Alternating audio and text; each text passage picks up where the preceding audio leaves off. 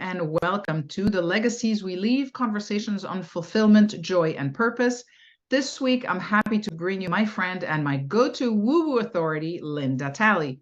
Lynda is an empath coach and intuitive healer. She's certified in mindfulness, meditation, and spirituality, along with human design and other modalities. She inspires empathic leaders to say yes to themselves and unlock and embody their intuitive gifts for a pathway to success. After a 15-year career in the corporate world that was primarily in supply chain management, she found herself caught up again as a casualty in a company buyout. She had been feeling a calling to listen to her own voice, but had been shutting it out for years. She was living in her mind and in her fears. But it was in that moment that everything became clear. She'd been getting messages to leave for years, but felt it was her duty to stay. She was in adrenal fatigue, burning out, and miserable, feeling like she put everyone in front of herself, and it took a toll. She took a bold leap to listen to her intuition and do what was in her soul's plan, her mission, which is to help empathic leaders who feel shut down, overworked, and not heard, and show them how to get back into their body and reclaim their life, unlock their gifts, and embody their souls, thus by showing them their true self naturally. Lynda, welcome. I'm so excited that you're here. Hi, and thanks for having me. Cool. So let's just jump right in. And let me ask you the first question, which is, I'm going to ask you to tell us a little bit about your entrepreneurial journey in a little bit more detail than what you had in your intro, how you transitioned from that traditional career path, and why did you decide to go down that way? It's a great question. Unravel that. Well, in looking back at my whole journey, I was raised, generations back. Everybody was entrepreneurs. And it didn't come until like my grandmother's generation where she was got caught up in the fears and everything else. And she was like, no, everybody needs to find their own careers, go to college, go down that path. And that's kind of like where I feel everything started with me, because I felt at that moment I was starting to be put in a box. And it was like, okay, gotta make the grades, gotta go to a college, gotta find that career. And even in college, I remember going back and forth to several different careers and several times looking at like creative careers, but thinking, no, we won't do that. We'll go over here. We'll do this. And let me ask you, why did you not listen then? Because, I had been put, had a lot of trauma in my life. Okay. And so number two, I was in a fear-based, thinking. Okay. So, and it was all in my mind, in my ego saying, no, you can't do that. You're not going to make the money. I'll even give you one story of, I started taking advertising classes. And they were very easy for me. I loved the creative flow. I loved everything about it.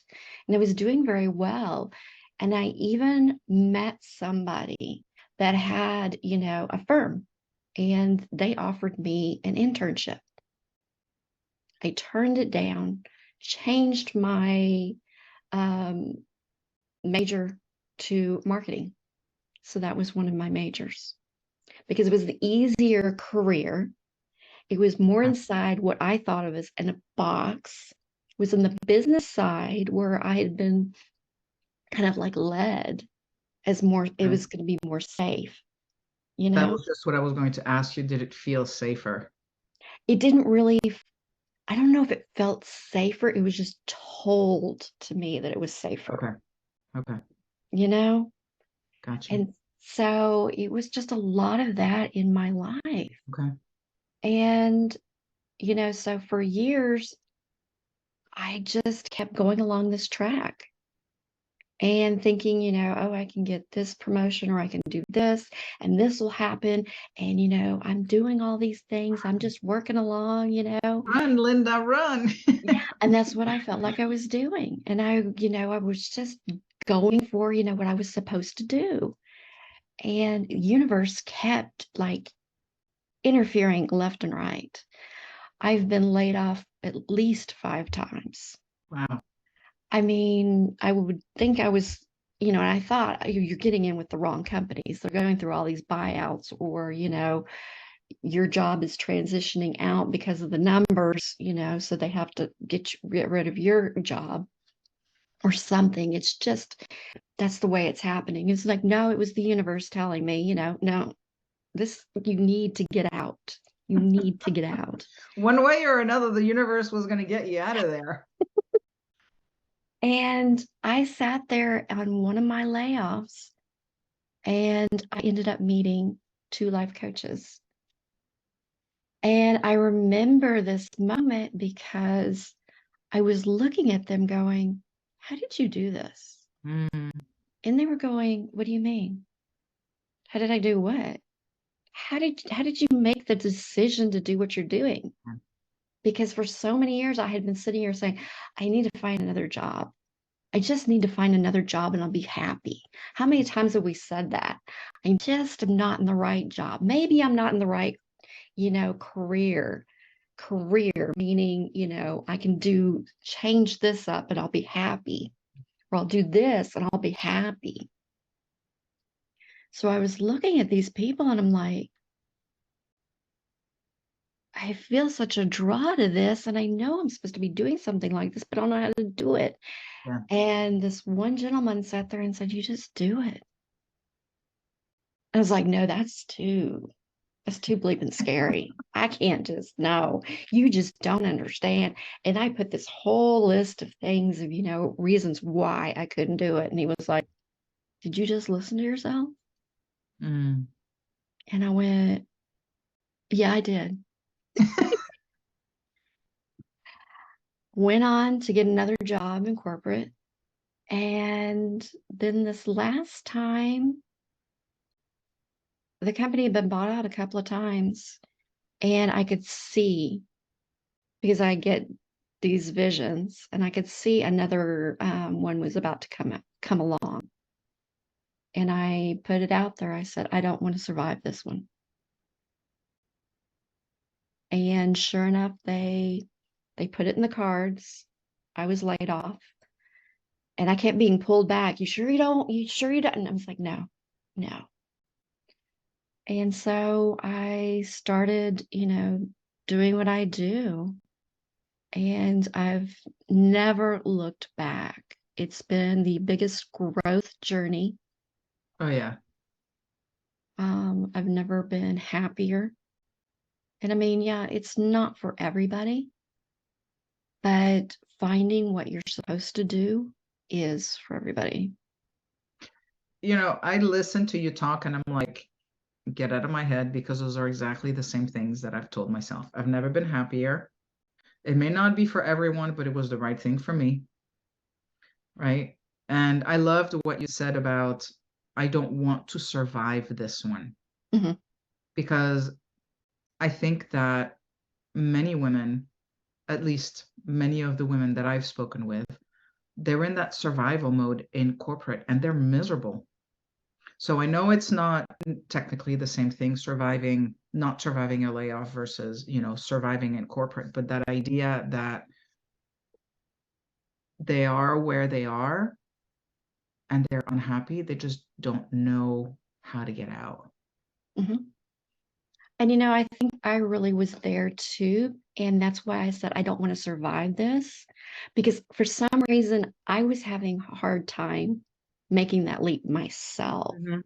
And I knew this was going to provide me that opportunity to do it. Yeah. So while everybody else was like, oh my gosh, I'm going to be laid off. What am I going to do? I was in that mentality of like, yes. Please. Thank you. Please. Thank you, universe. Yeah. This is unfortunately, that was what I needed, you know, Yeah. yet again. Yeah. Here's another sign. I mean, as if because I was in adrenal fatigue, I was burned out, I have health issues beyond anything. I mean, I had everything just happening over and over and over again. Those weren't enough. And I think that's the interesting thing is that, sometimes we look at our business or our career, our health, our relationships, our hobbies or whatever as standalone things in silos, right? But which can work when everything is, I guess, on some degree, when everything is going well. But when one of those things falls off, or when we get stressed out at work, or we get burnt out, or when a relationship isn't working out, or when our health is in the tank, um, then everything seems to kind of collapse on itself because we're not all of these different lives. We are one life that has different aspects to Mhm. it, right? And instead of staying stuck in one place, we have to, at least that was my experience, we have to clear the slate so that we can make room for other things to come into our lives. Has that been your experience? It's that, and I've worked with women that, have had like family issues. When that Mm, goes off, that can be like the tipping point for them. yeah. And that happens, and it's like you just said, it's that seesaw. And everything ends up going down, and it's like, Mm, I've got to get off this ride yeah. because that's their universe saying, look what's happening. Your world's been revolving over here. Now this is happening over here. And you've got to give that attention because Yeah. honestly, you've been lacking in it. I mean, I know I've done it too. I'm not going to sit there and say I was great and wonderful, Yeah. but it's also a thing of when you're in your mind and you're thinking, I can control all these things. Yeah. I can control, because as women, we're told, you've got to do all these things. You've got to balance all these balls. And when one ball like goes down or up, we've got to be like, okay, I can handle this over here and I'll be juggling these over here. Yeah. And it's like, no, you can't do that. Yeah. You've got to learn how to actually first start taking care of yourself, get back into your own body, learn how to,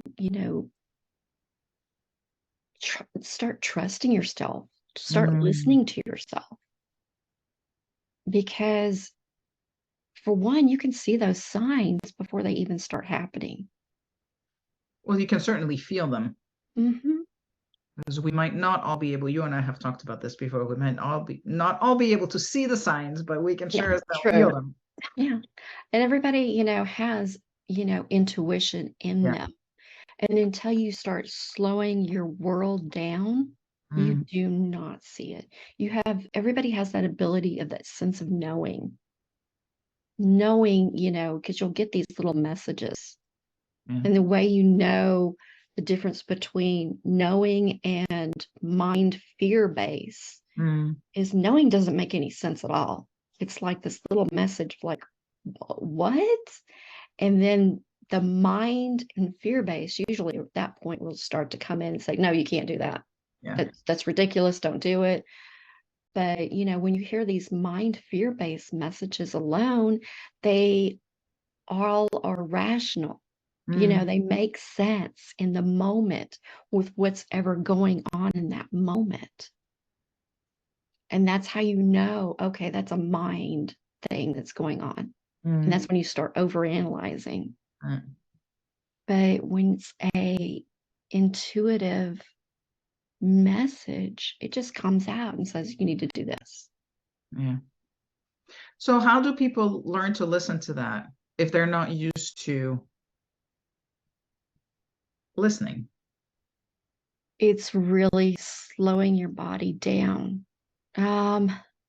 The way I always talk is I use myself as that that person, because I had to literally first start breathing. It's amazing how you don't breathe. Yeah. You breathe up here, and that's not where you're supposed to breathe. And you'll notice it because your shoulders are humped. Yeah. They're very tight. I remember people used to come up to me and just put their hands on my shoulders, and it was like, oh my gosh, Yeah. you're so tight. And I was like, no, I'm not. Put No, your hands off my I'm shoulders. okay. What do you mean?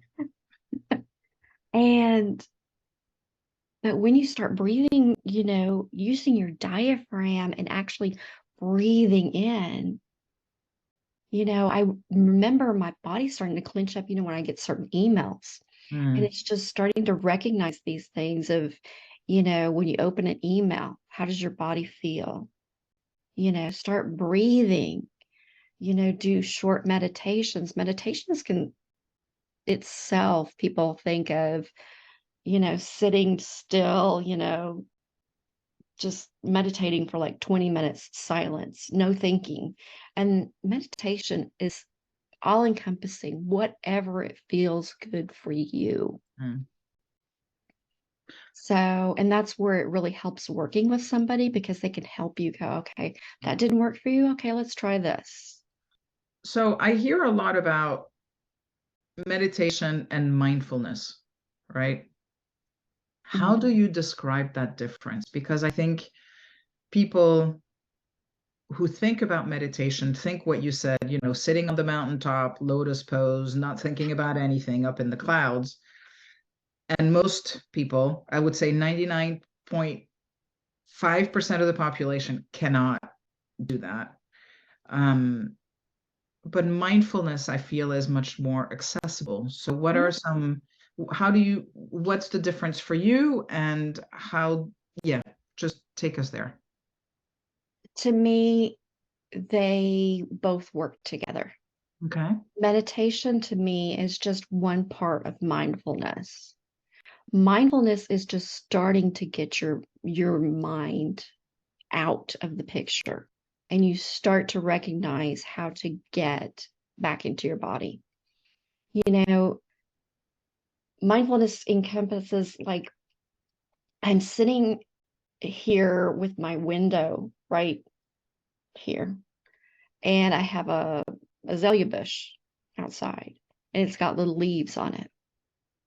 And I use this like as a practice and as an example of a practice, because you can start out with something so small as just to look at that leaf just for a couple of seconds, because it takes your mind out of the picture.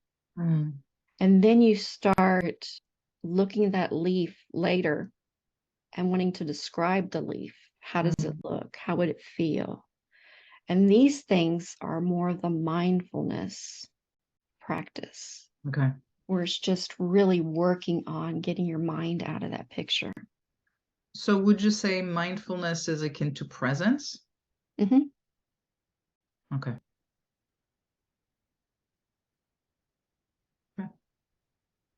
Yeah, it's just, and it's slowing you down. Because, how many times, like I said before, it's just that rat race. Yeah. And that's what we have to do, especially in corporate. We're trained. You got to get this done, this done, this done, all these tasks, but nobody really tells you, how to really do it effectively. Because if somebody came to you and said you need to slow things down, it's like, I can't. Yeah. Because I won't be as an effective, worker or manager or anything. And that's BS. When you start slowing things down, you're able to actually see what you're doing. You can see if you make mistakes. You can see where you can bring things in, how you can do your work more effectively. You get creative. You can actually, start flowing from one thing to another. You're not always, grabbing one thing and then doing another, and then this happens and that happens, even in those busy jobs. It's funny because you say, that's what we have to do, but I think in terms of being in the corporate world, right, that we have to constantly be running. And it's what we've been told we have to do, or it's what we feel we have to do, but it's not what we have to do, right? It's being able to take that step back and recalibrating, I think, what's important, and not feeling like we have to run after things. Well, it's even came down to a lot of my positions involved a lot of reporting Mm. and putting reports together. And it was like, okay, what did you calculate from these reports? What should we be doing? Mm.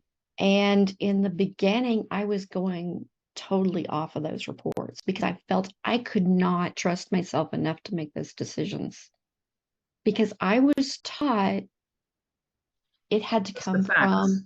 from just the facts. Where was this coming from? Whereas a lot of the things I was doing, really didn't come from those sheets of paper. Mm. I was learning, no, where was I feeling this from? So I started experimenting and going more from the intuition.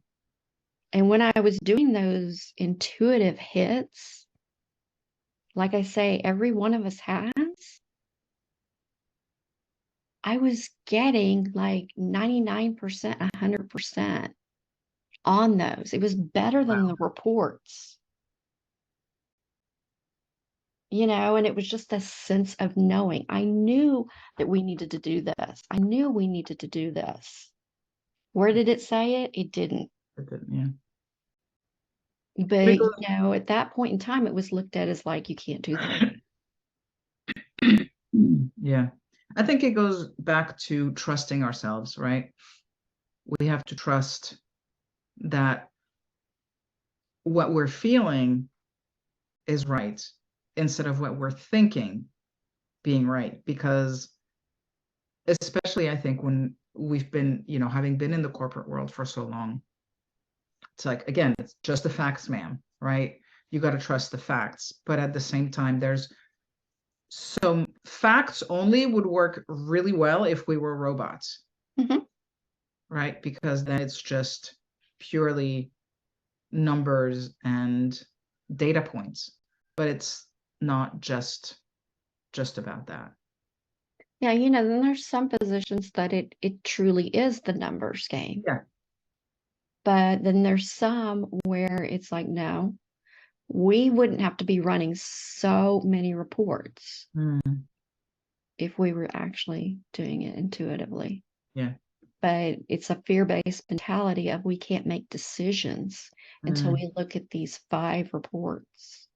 Yeah. It's instead of looking at maybe one report and saying, where do we feel we should be making this decision from? I mean, there's a lot of CEOs that have admitted that they think intuitively. Interesting. And that makes sense. Yeah. But the thing is, when you go down the chain, more and more, it's like, I don't know, I have to do this. Yeah. I'm being told to do this. Yeah. I can't do that. Yeah. And that's where I it think seems to that be goes, more in a box. yeah, but I think that goes also back to what you were saying before about being fear-based, right? Because people are fearful, especially most recently when you hear about all the changes going on at Microsoft, at Google and Amazon and all of this. People are going to be fearful because there's a lot of crap going on out there right now. Yeah, and there's going to be. There always is. I mean, one of the times I got laid off was, after 9/11. Nobody would take, and I started thinking about this because nobody would take a resume. Nobody would take a call. Nobody was doing anything. You were just like trying your best to get anything out there. And it was like you couldn't network with anybody because anybody that was like had the job was like, I'm not gonna jeopardize my job by saying anything. And I just remember going through that. But, you know, I found a job. Yes, it was with a temp agency, but that ended up getting me to another job. My mom was in an elevator with a lady that owned an agency. And she turned to my mom and said, "Do you know of anybody that can do this job?" Mm. My mom said, "My daughter." Serendipity. And I had to go in there like begging because it was like way down here. And she took the chance on me and she was like, "You were the best chance I ever took." That's awesome. But things will happen. They get uncomfortable for Mm. us because we, at these times, sometimes, you know, we're being taught to look at what's going on around us. Mm. I mean, during that time, I was allowed to spend time with my son. He was Nice. young at the time and going through some stuff. And I got that time to spend with him, whereas I wouldn't have gotten it any other way Mm. Mm. because I was in that, oh no, I have to get another promotion. And I was about to get another one. And I was like, yes, but that was going to be more time, you know, spent doing my job and everything else. And, you know, and more stress. And me being laid off, you know, gave me that opportunity to go, funk. Yeah. Okay, look at what's going on around you. And it can get uncomfortable. Oh, yeah. Nobody's going to say it's not. Yeah. And that's why a lot of people don't do the shadow work and they don't do their trauma work and everything, because it is uncomfortable and it's painful and it's hard. So But so is going through your life, not looking at who you are, who you want to be, or who you're meant to be, really. yeah. Because when we talk about purpose, and purpose isn't actually something that you go after or you learn. It's you. You're already living your purpose. It's how are you actually embodying who you are? And when I say that, it's like, are you grounding into yourself? Are you acknowledging yourself? Are you sitting there, you know, trusting yourself enough to sit there and radiate who you were supposed to be? And that has nothing to do with a job or anything. That can lead to jobs, but it's just you. It's your soul's purpose. You signed on for this Mm. when you came down. Mm. Which is interesting because that was actually going to be my next question for you, which is, what is your sense of purpose in life? How did you find it? And how do you strive to fulfill it every day?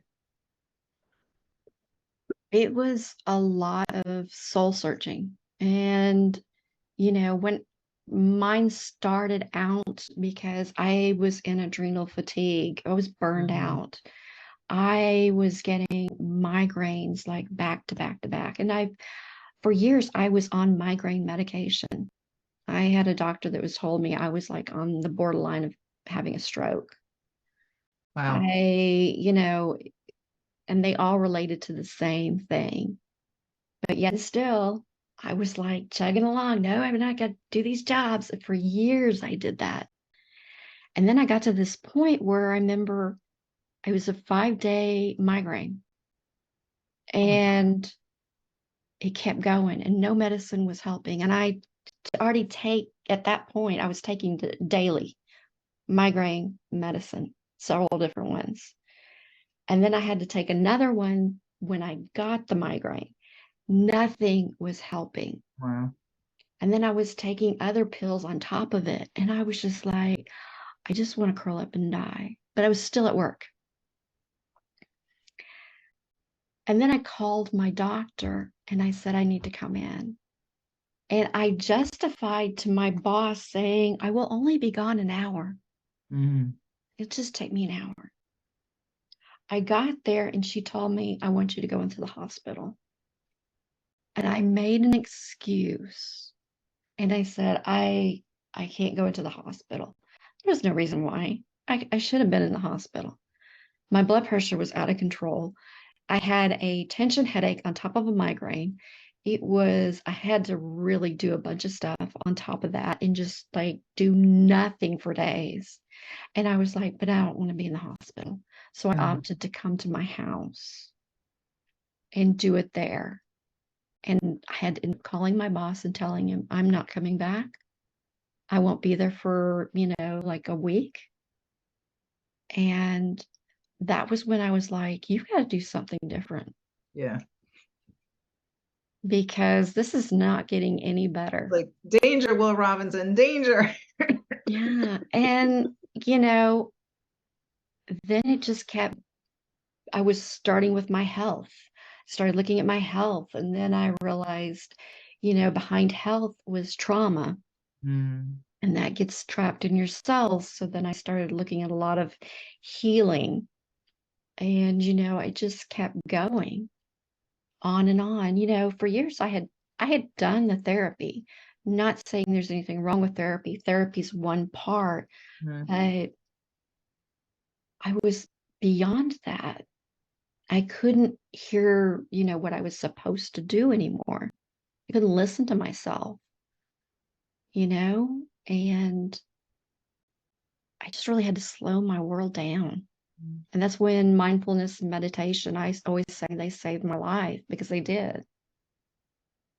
And it was the first part of me really looking at myself, taking care of myself, loving myself, which nobody ever showed me how to do.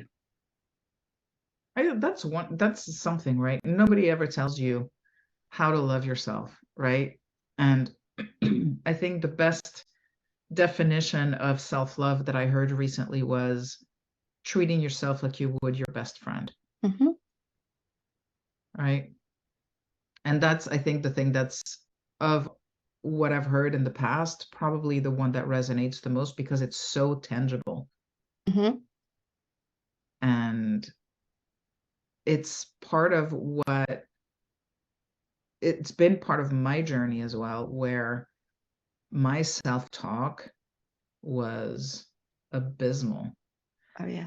And one day I was talking to myself, saying a whole bunch of not so nice things.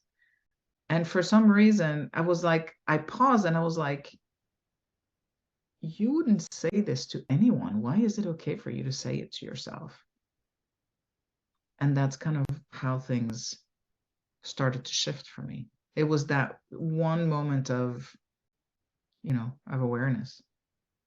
Yeah, you say that, and I was like, yeah, when I say those emails that would pop in, I had this one boss that, he liked to, we all have this one boss, would send these emails that nobody should ever send, because, they're not recognizing how they're actually coming across. Yeah. And I don't mean, oh, they should just, rewrite it. I'm meaning just totally just putting everything out there that they shouldn't say.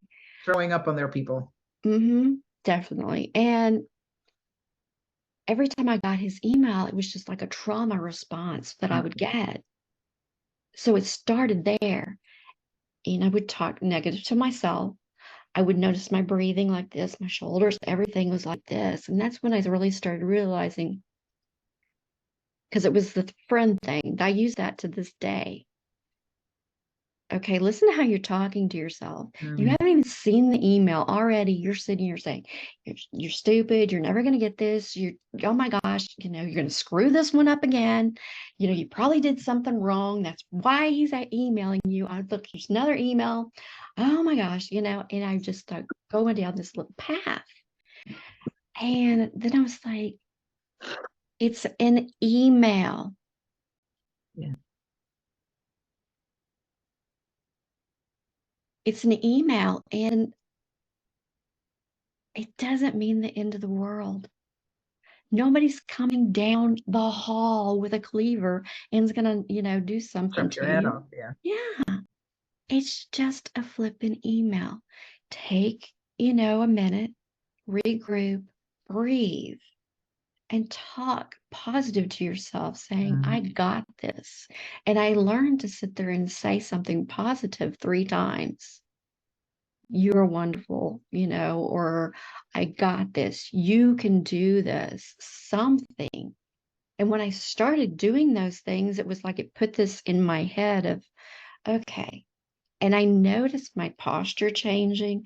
I noticed my breathing changing. And, that's why I say it's these little things that we do that can actually change us. Yeah. Yeah. I totally, totally aligned with you there, because it makes me think about when people talk about relationships, right? You're in a loving relationship with a partner, and it's the little things that we do with each other every day, right? The little things that I do for him, the little things that he does for me. It's generally not the big things. The big things are nice, don't get me wrong, but it's really what keeps a relationship strong is those little micro things that happen every single day. And if we don't have that with ourselves, then we don't really have a relationship with ourselves, in my opinion. Right? Well, when we go to self-love, the reason why self-love is really so important, it shows you when you know how to love yourself, you can learn what's important to you. If you don't love yourself, you don't know what's important to you in the first place. So when you're allowing somebody else to come into your life, you can't tell them this is important to me. You can't communicate that because you don't know. And it's not saying that if you're in a relationship and your self-love is like in the crapper. Sorry. That, the relationship is going to have problems. It's just saying, you have to learn how to communicate that because you have to learn what is important to you. So that's why I say, self-love goes everywhere, and a lot of my self-love was coming from work. Yeah. Well, you were getting validation, maybe not necessarily self-love, but you were getting validation just like I was. But Exactly. Yeah. And I call it self-love because it's what it was. It was affirmations, it was validations, it was everything was coming from, oh, that was a good job. Okay, yeah. Okay, that was a bad job. Okay. Good job, bad job. Okay. I was like the dog hanging on every word going, yeah. and I didn't realize it until, when I had to start bringing, everything in. And I was like, It's okay, exhausting, isn't it? yes. And that's the way it was. And I'm an empath, sensitive, and that's just even worse because I feel everything from everybody. And back then, I was letting it all just come in without any boundaries. And then I'm sitting here going back and forth, and it's just like, oh my gosh. So, how has your understanding of legacy and purpose evolved over the course of your life? And how do you see it, or do you see it continuing to change in the future, or do you think you're pretty much on the right path? I mean, purpose, I don't see actually changing. What I do with that purpose, definitely changing, if that makes sense. Yeah. Because if we stay in one thing forever, we're going to get stagnant. We are here to grow. We're here to flourish. We're here to, spread our message. And that's what we do. I mean, yeah, it's changed over the years because it was somebody else's vision and then it became mine. And now it's like, I'm about to go into in days, another Saturn return. And, my first Saturn return was, yeah. And Is that another story for another day? yeah, definitely. But you know, this one I'm like, bring it on. Cool. You know, I'm not fearful. It's just like, bring on the changes. I know I can handle it. And I look at the excitement of it. So, And sometimes I love that you said that, looking at the excitement part of it, because if I contrast that to when you were in corporate and you were in the rat race, you saw the changes, but you associated change with fear. Whereas now you see the change, but you associate change with excitement. One is restrictive, right? The other one is expansive.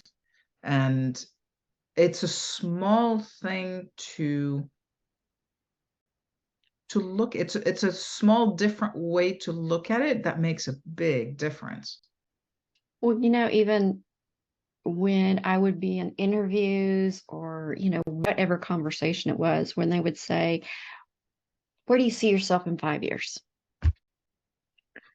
I hated that question. Can I tell Now, you? I hate that question. I still hate that question. well, and there's some of us, by human design, I've learned we don't see life that way. We really don't. And so it's normal. Just go with it and say, that's fine. We don't see it. But, and I'm even one of those. But now the way I look at it, when somebody would ask me that question, I would feel like this, and I feel closed in, because, and the reason why is because I had to give you that answer that you wanted to hear. Yeah. And so many times, especially if I already had that job, I was like, not here. How many times do we say that? Yeah. I don't want to be here. I hear this all the time too. I'm not going to be here. I'm going to be doing something else. I'm either going to be at a different company, or, I'm going to have your job, or I'm going to have that job. How many times do we sit there and say that? Yeah. We've got to get to this point where it's like somebody says it and we're allowed to go, this is what I want. And Yeah. that's where I'm at this point in my life. This is what I want. But you can't do that unless you have certainty about who you are, right? Because if I don't know who I am, then how do I know what I want? Exactly. So And it's some of all, it comes through time, and some of it, I mean, there's a lot. We like I said, we change, yeah. but we're born with this, Right. and that's why it makes it so much fun to sit there and watch people grow into it. And it's like, Yeah. It's almost like, I mean, I hate to use this analogy, but it's the one that's coming to mind. When you have a wound, right, and you get a scab, it's almost like figuring out that tender piece under the scab, right? Because that's the real part. But then the scab falls off, and new skin comes in, and it becomes part of everything else. And unless you re-injure it, you might not go again in that soft, tender part. and it's how you took care of that. There's those times that we don't take care of those spots, and we just let it go, and then it just, it keeps having problems. Yeah. With It lack never of, heals. all those words that I'm going to use. But it keeps, getting re-injured and everything else. But when we take care of it, it's the healing process underneath.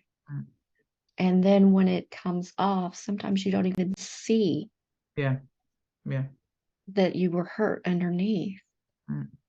And sometimes you do. And I mean, even if you do, it's just that spot of, this is that story. Yeah. This is what happened. Listen to what happened that day. Yeah, this is what I got, but this is my, my trophy, my wound, but look at the with grace and, with compassion, what happened during that story. Yeah. It's those you should see the other guy moment. Yeah, definitely. So what are some of the struggles that maybe you have faced, or challenges, or um and how did you get, and I know we all face a lot of challenges and a lot of, tribulations. So what's one that comes to mind, and how did it help you grow?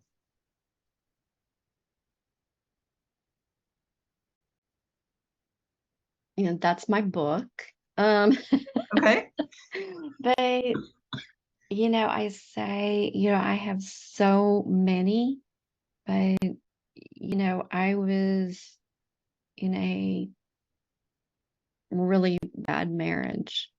And when I got out of that, I know that whole thing gave me so much strength in that process, because I did not realize how strong I was. And that was the biggest thing I took out of it. And even during one of my layoffs, because I became a single parent after that, when I got laid off, I'm sitting here facing, now you don't have a job. You're going to have to support him again. And I had already gone through these things before, but it was just a different time, because I had been going up that ladder and I was making pretty good money and everything. So I was like, oh. So when I got laid off, I sat there and I saw the papers. I knew it was coming. And they were like, I'm so sorry. I'm so sorry. And I was like, I'll be fine. You're Because like, it gave me that foresight to see I've been homeless. I've been trying to figure out where food's coming from. I've tried to feed my son with that. It's just all these things that I've been through in my life, and realizing I've been okay during those times. It's been rough. It's been hard. But at those times, I'm still here. I still have my story. And it got me to this place. I think we forget, because we're so caught up in the rat race, right? We forget that we've survived all of the shitty things that have happened in our lives, right? And we've grown stronger. We've learned tremendous amounts of information and lessons, and we have insight. But unless we pause, we don't think we kind of take them for granted. And when something new, some new challenge comes on, we're always like, how am I going to handle it? And we forget that you've got years of this stuff behind you that you've survived and that you've thrived through. Go back, right? And think about, what can you bring in from the past to help you to make it through this new challenge. Yeah, I mean, that was always something I looked at, is first breathe and first understand this is not the end of the world. We're here, not just to do our purpose or, what we're that thing. We're actually here. There's a thing called a core wound, something a challenge in our life. And it will come up over and over and over again until we sit there and actually work through it. Oh, so that's related to what I always hear in the personal development community. A challenge will continue to show up until you learn the lesson. Okay. And, when I started learning these tools, I was like, oh, that was a big one. And mine was exhaustion. And I'm going to tell you, when I saw that, I was like, I can tell you how many times I would be like, I'm exhausted. I'm exhausted. And this was also, it's known as the biggest, area for cancer, for major illnesses, everything, because you will work yourself to death. You will end up with a major illness, and you just go down this big trajectory with your health. It's one of the big things that I take away from it. And that's the shadow side of it. And I was like, Sorry. and with the stories I've sat there and shown you, can you not see that in me? Where I sat there and I did that over and over and over again. And I was like, and at the same time going, I'm exhausted. Yeah. No wonder I was exhausted, I feel you. And, I just sit there and I look back at my life going, well, hopefully I learned that one. Yeah. If I start to get really tired and everything, I will admit there's times when I have problems going, I'm just going to rest. If my body's being called to rest, it's like, you need to rest. Yeah. Just rest. Because there's this thing inside you where it's like, no, I can't. I've got to be doing this. No, because if you don't, that's usually when you'll end up getting sick, because something's telling you, okay, you didn't listen to me. So you're going to be resting now. Now pay. I won't make you rest. You're going to be in that bed. So what kind of, like, who have you become over the course of your journey? Like, because you talked a lot about having that balance of work and then also taking care of yourself. So tell us about a little bit more about Lynda today versus Lynda of corporate times, let's say. I used to be that person that would listen to everybody else, not trust myself, not believe in myself. Are you a recovering people pleaser? Oh yeah, people Or pleaser. recovered? Recovering people pleaser had awful boundaries.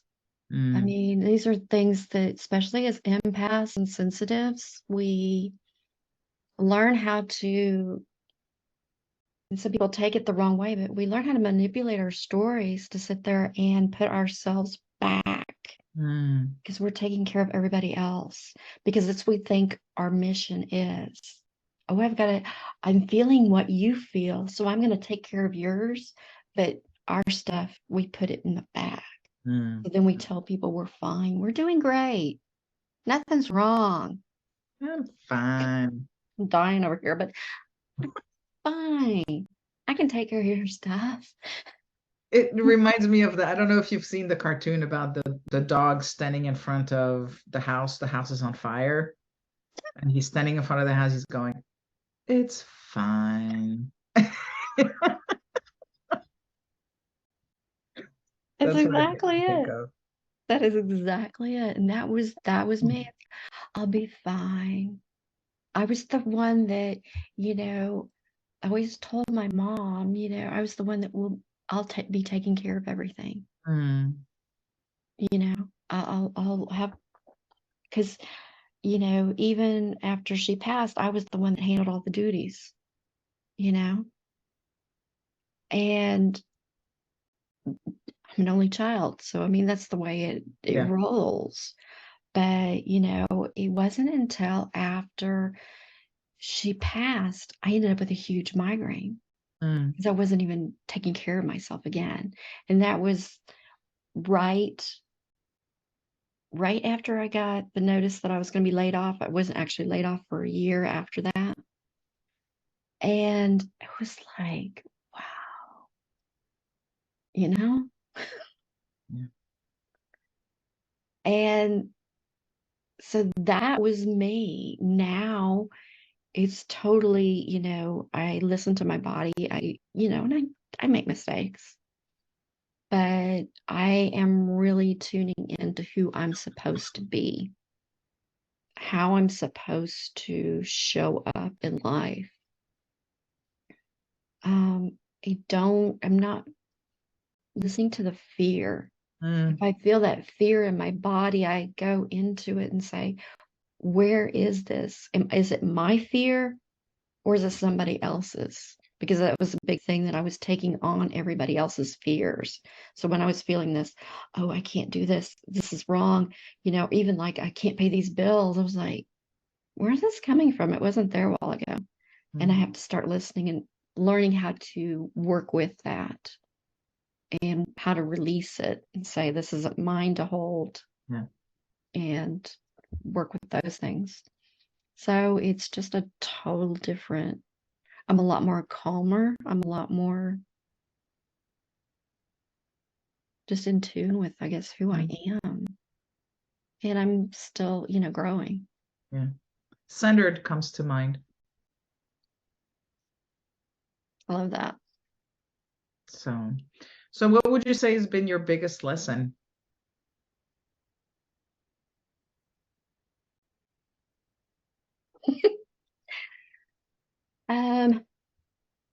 Just the fact that I needed to listen to myself.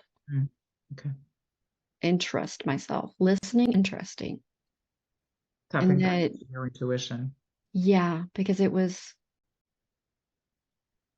there were so many messages ever since I was little that I shouldn't allow, even because I was very intuitive. I have all the clairs. I have, all these different things coming in. This. And I would hide them because I was told it was unsafe. And people wouldn't like me. People wouldn't want to be around me, everything else. And now it's like, this scares you or you don't like this, that's fine. It's not anything that I've done. Yeah, it's theirs to deal with, not yours to take on. And I'm okay with that. I'm not here to, please everybody. Yeah. There's certain people that will gravitate, and then there's certain people that aren't ready for it. And that's fine. Somebody told me this and I totally agree with it. I can meet your woo where you're at, because I know some people are like this big, and those are like my mentors and everything. And then there's some people that are like in the middle, and there's some people who are just getting started. Yeah. Very true. So what would you tell a woman who is struggling to find her purpose?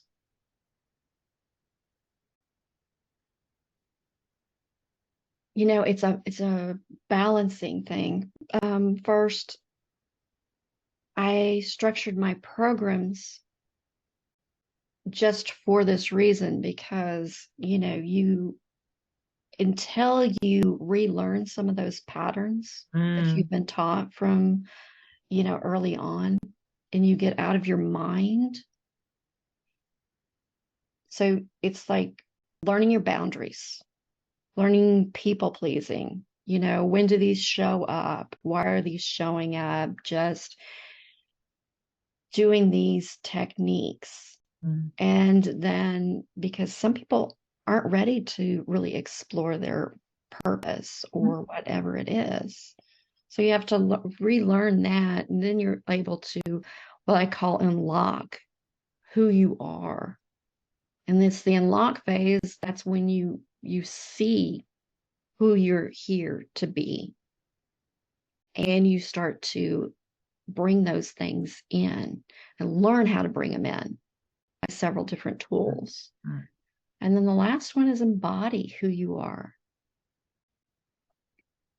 So it depends on what phase you're in.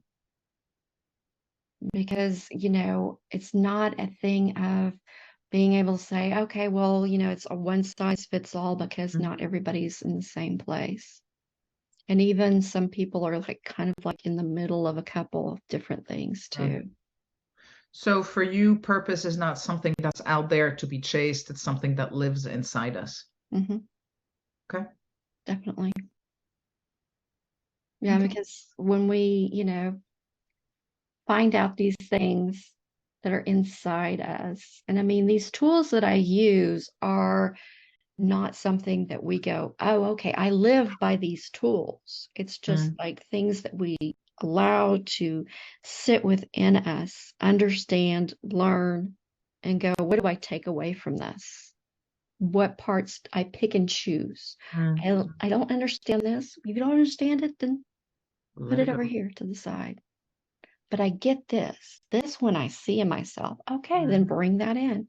And it's not like you change anything. I see this in myself. Okay. Well, there you go. Let's see how you can see it in yourself even more. Grow this. Cool. Love it. So we're going to wrap up in a minute. But before we do that, do you have a win that you want to share with everyone? This is maybe sound corny, but I mean, I win every day. Cool. There's something I take away every day. It's a win. Very nice. Nice. And what are you grateful for?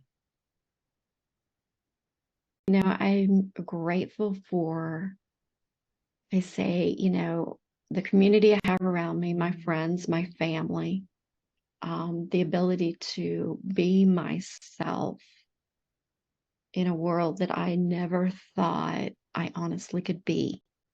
Nice. You know, I think that's the biggest thing I'm grateful for. And do, you know, something that, you know, encourages me to grow every day. Yeah. Very cool. Very cool. All right. So where can people find you? My website is ichoosemindfulness.com, or you can follow me on Instagram. It's _ ichoosemindfulness.com.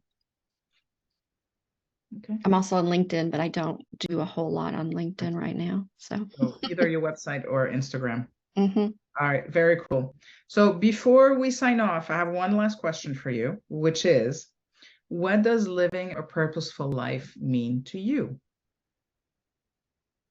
Being authentic, being you, you know, don't let anybody tell you that you can't do something where you know you feel called to.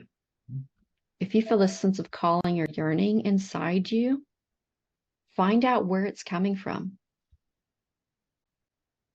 Yeah, Don't because ignore it. yeah, especially if you're getting those hits where it's something telling you you need to be doing this, you need to be doing this, you know, and you may not be hearing them all the time. You may just hear them every once in a while. And that's because you're not embodying, you know, you're not getting into your body.